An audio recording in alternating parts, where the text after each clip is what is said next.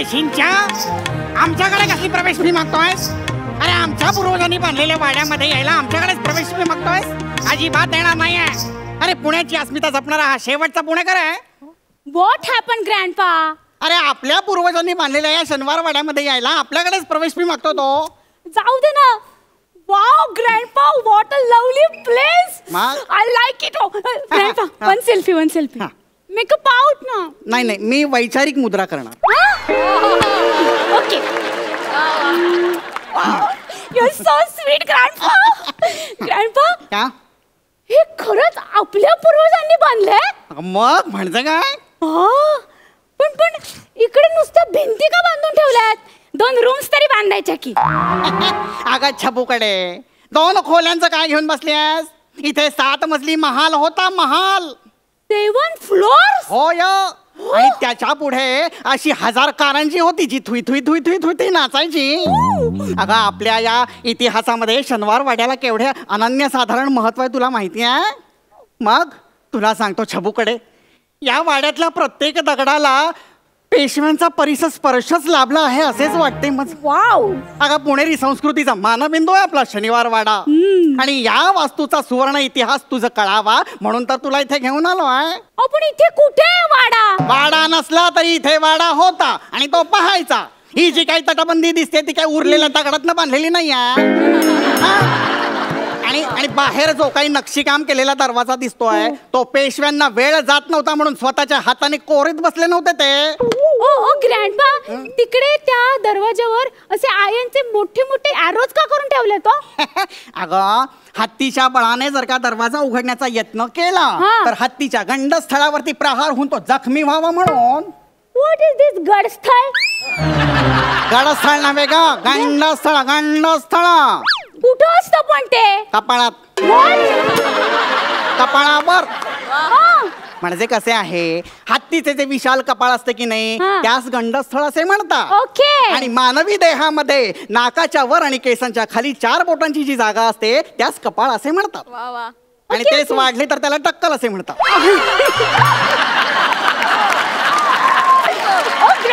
मला एक गोष्ट सांगा, तिकडे ऑलरेडी त्यांनी असा मोठा असा बिग दरवाजा करून ठेवलाय ना, आणखीन एक असा स्मॉल दरवाजा का केला हो त्यांनी? अगं बछडे, त्यास दिंडी दरवाजा असे म्हणतात. अच्छा अच्छा अच्छा. म्हणजे गांधीजी इथे आले होते.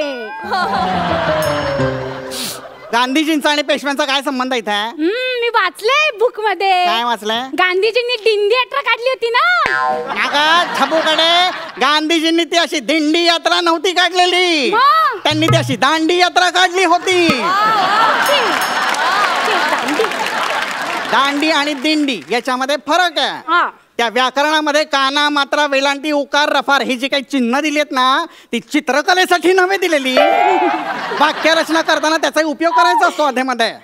मग दिंडी दरवाजा म्हणतात त्या.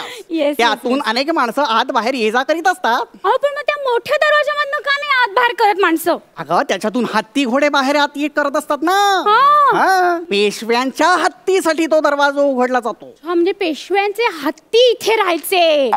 पेशवे कुठे राहायचे? हत्तीवर. असे अंबरीत मुटकुळ करून राहायचे शरीराचं. मग तेच सांगतोय तुला, हत्तीवर कसे राहतील ते. पेशवे हत्तीवरून इथे यायचे, उतरायचे आणि सरळ राजा दरबारात निघून जायचे. Okay okay. म्हणजे वॅले पार्किंग. पेशव्यांच्या काळात व्हॅले पार्किंग होतं का? नव्हतं. मग अगं समस्त पुणेच त्यांचे. त्यांनी कुठेही हत्ती लावला असताना पार्किंगला. असं कसं कुठे हत्ती लावतील पार्किंगला? का नाही लावणार? आरटीओ वाले त्यांचा टो करून तो हत्ती घेऊन गेले असते की. अगं बाळा, त्या काळात कुठले आले आरटीओ? नव्हतं का? कसे असेल? आणि तुझ्या लघुत्तम बुद्धीप्रमाणे जरी आरटीओ असते तर ते हत्तीला टो करून कसे घेऊन गेले असते? हत्तीला टो करताना जर का हत्तीने त्याच्या टो खाली त्यांना चिरडले तर. येस. अगं हत्ती आणि घोड्यांचा फक्त वाहनासारखा ते वापर करायचे. अच्छा, कळले कळले कळले. खरं तर आहे ना, तुला ना इतिहासच कळलेला नाहीये. हा, तुला इथे शनिवार वाडा दाखवण्याआधी आहे ना या शनिवार वाड्याचा समग्र इतिहास वाचून दाखवायला हवा होता. येस. तुला सांगतो छबूकडे, या शनिवार वाड्यामध्ये आपल्या पूर्वजांचे आवाज मला आजही ऐकू येतात. हो, मला तर कधीपासून ऐकू येत आहेत. तुला आपल्या पूर्वजांचे आवाज ऐकू येत आहेत? काय काय म्हणतात ते?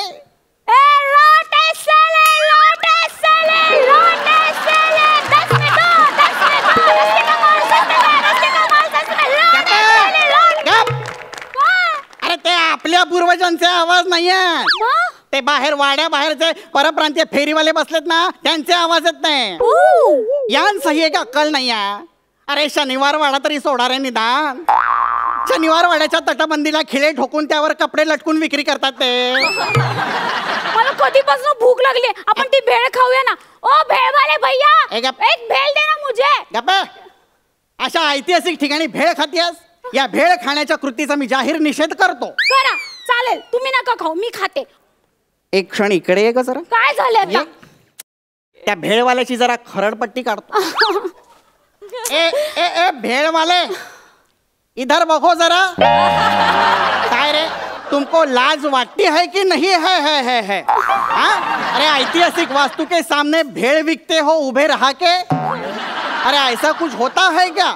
मेरे बाजू वाले लेले ने मेरे को सांगा है कि तुम सादड़ ले सादड़ ले मुरमुरे डाल के भेड़ बनवते हो, आणि बनव्या तो बनव्या उसमें फरसाण के नाम पे फक्त शेवच टाकते. हाँ, ऐसे फसवणे का नहीं है. हमारे पुणेकर को सांगून ठेवते हैं. अरे भेड़ विकने के बजाय जरा आळू वडी विको, काकर वडी विको, सुरळी की वडी विको. अरे नहीं तो नहीं, कोथिंबीर वडी तो विको.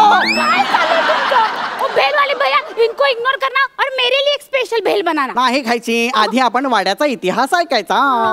अगं असं काय करते छबूकडे? या शनिवार वाड्यामध्ये कितीतरी मनसुबे रचले गेले, कितीतरी विजयोत्सव साजरे केले गेले. तुला सांगतो कितीतरी पराक्रम झालेत या शनिवार वाड्यामध्ये. हा, फक्त ती एक गृहकलहाची काळी रात्र जर का आली नसती तर ही कथा काहीतरी वेगळीच असते. तुला सांगतो त्या काळातला शनिवार वाडा काळोखी रात्र होती. राघोबा दादांनी गारद्यांना संदेश पाठवला रात्रीचा. Good night. Good night. रात्र झाली होती ना. अगं ते राघोबा दादा काय त्या गार्डनच्या व्हॉट्सअपचे ऍडमिन होते का गुड नाईट पाठवायला? त्या राघोबा दादांनी त्या गार्डनला खलिता पाठवला.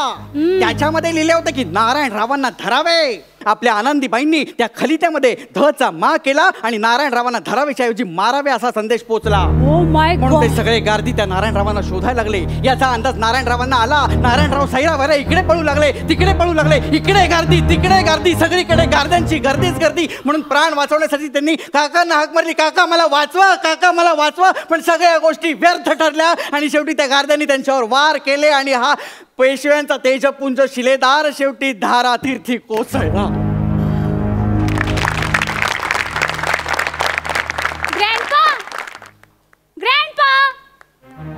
ग्रँडपा गेले वाटतं. Hello granny, granny granny, grandpa गेले. काय घरी हापूस आंब्यांचा रस केलास? आंब्यांचा रस?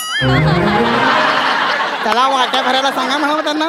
अहो पण तुम्ही तर गेला होता ना. गेलो नव्हतो, तुझी इतिहासातली रुची ऐकली आणि भोवळ येऊन पडलो होतो. मला सांगा ना इतिहास. अगं हे रया गेलेले वाडे, हे गड किल्ले यांच्या पराक्रमाची तुम्ही कल्पनाही करू शकत नाही. फार फार तर तुम्ही काय करू शकता, या वाड्यांचे रिसॉर्ट्स कसे होतील, यांची हॉटेल्स कसे होतील हाच विचार करणार तुम्ही. मग ही संस्कृती कोण जपणार? हा, हे गड किल्ले यांचं जतन कोण करणार? अगं हे आपल्याला बनवता येऊ शकत नाही, पण निदान आपण त्याचं जतन तरी करू शकतो. आपल्या पूर्वजांनी हा ठेवा आपल्यापर्यंत पोहोचवला. आता मी माझ्याकडनं तुझ्यापर्यंत पोहोचवतोय आणि मग तुझ्याकडनं तो पुढच्या पिढीला जायला नको. हो ग्रँडपा, पण ग्रँडपा आपण आता जायचं का आंब्याचा रस खायला? म्हणजे काय, वाट्या तयार करायला सांगता ना, साजूक तूप घालून खाऊयात आपण. चला. जाता जाता कलह म्हणून दाखव बरं. चला.